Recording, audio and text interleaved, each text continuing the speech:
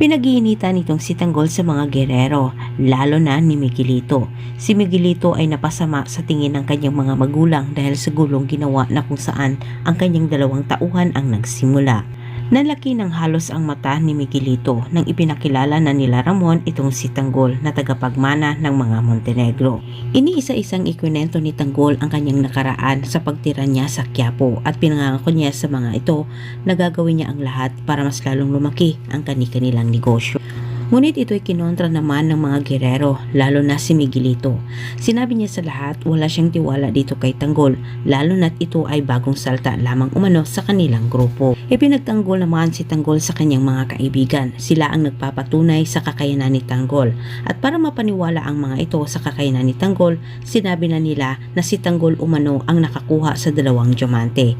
Ang mga kaalyado ni Ramon ay tuluyang napahanga kay Tanggol. Sa kasamang palad, hindi naman kumbinsido ang mga gerero kahit naisipan din nilang subukan ang kakayanan ni Tanggol. Samantala sa kabilang banda, pinagtutulungan naman ni David at Rigor itong si Marites.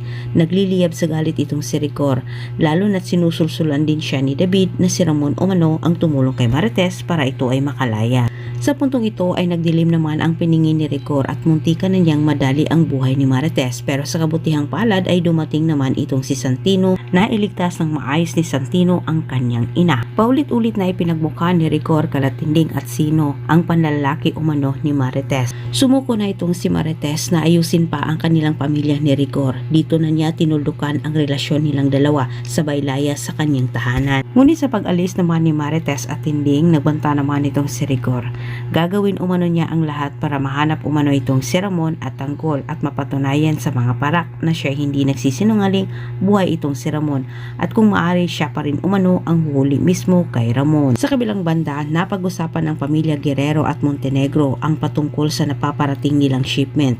Inaalok naman ni Roberto na iatas umano kay Tanggol ang nasabing shipment para sa ganitong paraan ay masubukan umano nila ang kakayanan ni Tanggol. Sa walang pag-alinlangan, agad naman itong tinanggap ni Tanggol.